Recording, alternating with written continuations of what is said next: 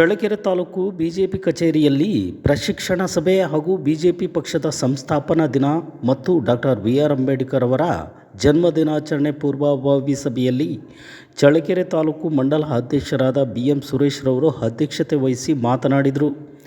ಈ ಸಂದರ್ಭದಲ್ಲಿ ರಾಜ್ಯ ಕಾರ್ಯಕಾರಿಣಿ ಸಮಿತಿ ಸದಸ್ಯರು ಹಾಗೂ ಜಿಲ್ಲಾ ಮಂಡಲ ಕಾರ್ಯದರ್ಶಿಗಳು, ಉಪಾಧ್ಯಕ್ಷರು, ಯುವ ಮೋರ್ಚಾ ಅಧ್ಯಕ್ಷರುಗಳು ಹಾಗೂ ನಗರ ಘಟಕದ ಅಧ್ಯಕ್ಷರು ಹಾಗೂ ಕಾರ್ಯದರ್ಶಿಗಳು ಮತ್ತು ಕಾರ್ಯಕರ್ತರು ಭಾಗವಹಿಸಿದ್ದರು. ಇಲ್ಲಿಂದಲೇ ಜಿಲ್ಲಾಧ್ಯಕ್ಷರಿದ್ದಾರೆ, ಇಲ್ಲಿ ನಮ್ಮ ಮಂಡಲಾಧ್ಯಕ್ಷರಿದ್ದಾರೆ, ನೂತನ ಮಂಡಲಾಧ್ಯಕ್ಷರು ಮತ್ತು ನಾವೆಲ್ಲರೂ ಸಮೇತ ಇಲ್ಲಿರೋಂಥವರೆಲ್ಲ ಜವಾಬ್ದಾರಿಯುತ ಉಪಾಧ್ಯಕ್ಷರಿದ್ದೀವಿ, ಕಾರ್ಯದರ್ಶಿಗಳಿದ್ದೀವಿ. ಅದಾದ ನಂತರ ಬೇರೆ ಬೇರೆ ಮೋರ್ಚಾಗಳ ಅಧ್ಯಕ್ಷರುಗಳಿದ್ದೀವಿ. ಅದಾದ ನಂತರ ಒಂದೊಂದು ಇಡೀ ಬೂತ್ನ ಇಡೀ ಒಂದೊಂದು ಜಿಲ್ಲಾ ಪಂಚಾಯತಿ ಮತ್ತು ತಾಲೂಕ್ ಪಂಚಾಯತಿಗಳನ್ನ ನೇತೃತ್ವ ವಹಿಸಿಕೊಳ್ಳುವಂಥ ಕಾರ್ಯಕರ್ತರಿದ್ದೀವಿ.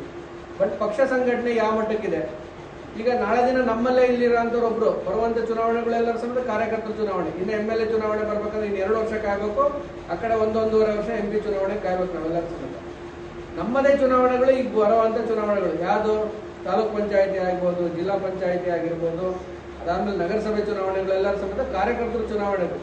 ಆ ಚುನಾವಣೆಗೆ ಪಕ್ಷನ ಸನ್ನದ್ಧಗೊಳಿಸಿ ಎಲ್ಲರೂ ರೆಡಿ ಮಾಡ್ಬೇಕಂದ್ರೆ ಈ ಉಳಿದಿದ್ದ ವ್ಯವಸ್ಥೆನೆಲ್ಲನೂ ಸಮೇತ ಲೀಡರ್ಗಳು ಮತ್ತೆ ಬಂದು ನಮ್ಗೆ ಸಹಕಾರ ಕೊಟ್ಟು ಮಾಡ್ಬೋದು. ಬಟ್ ಪಕ್ಷ ಸನ್ನದ್ಧಗೊಳಿಸ್ಕೋಣ ಅಂತ ಜವಾಬ್ದಾರಿ ನಮ್ಗಳದೇ ಆಗಿರುತ್ತೆ. ಯಾಕಂದ್ರೆ ನಾವು MLA ಚುನಾವಣೆಗೆ ಯಾರೋ ಒಬ್ಬರಿಗೋಸ್ಕರ ಇಡೀ ವ್ಯವಸ್ಥೆನ ಸನ್ನದ್ಧಗೊಳಿಸಿ ಮಾಡೋ ಅಂತ ನಾವೆಲ್ಲ ನೋಡಿದ್ವಿ. ಬಟ್ ನಮ್ಮ ಚುನಾವಣೆಗಳಿಗೆ ನಾವು ರೆಡಿ ಮಾಡ್ಕೊಂಡಿಲ್ಲ ಅಂದ್ರೆ ಎಲ್ಲೋ ಒಂದು ರೀತಿಯಿಂದ ನಮ್ಮಲ್ಲೇ ಇರೋಂಥ ಕಾರ್ಯಕರ್ತ ಲೀಡರ್ ಆಗಿ ಬೆಳೆಯೋದನ್ನ ಕಳ್ಕೊಳ್ಳೋ ಪರಿಸ್ಥಿತಿ ಬರುತ್ತೆ. ಅವನ ಹತ್ರ ಇರೋಂಥ ಇಡೀ ಆಡಳಿತದ ವ್ಯವಸ್ಥೆಯಿಂದ ಅವನನ್ನು ದೂರ ಇಡಬೇಕಾದಂಥ ಪರಿಸ್ಥಿತಿ ಬರುತ್ತೆ. ಆದ ಕಾರಣ ಪೂರ್ಣ ಪ್ರಮಾಣದ ಸಂಘಟನೆ ಏನು ಇವತ್ತು ಮಂಡಲದಿಂದ ಮತ್ತು ಜಿಲ್ಲೆಯಿಂದ ಮತ್ತು ರಾಜ್ಯಕ್ಕೆ ಇದಿಷ್ಟು ಸಮೇತ ವ್ಯಾಪ್ತಿನಲ್ಲಿ ಆಗಲೇಬೇಕು ಅನ್ನೋ ಉದ್ದೇಶದಿಂದ ಜಿಲ್ಲಾಧ್ಯಕ್ಷರ ನೇತೃತ್ವದಲ್ಲಿ ಇವತ್ತು ನಾವು ಪೂರ್ಣ ಇಡೀ ಜಿಲ್ಲೆಯ ಸಂಘಟನಾ ಪರ್ವನ ಪ್ರಾರಂಭ ಮಾಡಿದ್ದೀವಿ. ಏನಿವತ್ತು ನಾವು ವಿಶೇಷ ಸಭೆಗಳ ಮುಖಾಂತರ ಬೆಳಿಗ್ಗೆ ಮೊಳಕಾಲ್ಮೂರು ಮತ್ತು ಈಗ ಜಿಲ್ಲಾಧ್ಯಕ್ಷರು ನಾಯಕನಹಟ್ಟಿಯಲ್ಲಿ ಮುಗಿಸ್ತಾ ಇದ್ದಾರೆ. ನಾವು ಚಳ್ಳಕೆರೆ ನಾಳೆ ಬೆಳಿಗ್ಗೆ ಹಿರಿಯೂರು ಮತ್ತು ಹೊಸದುರ್ಗ ನಾಳೆ ಇಟ್ಕೊಂಡಿದ್ದೀವಿ.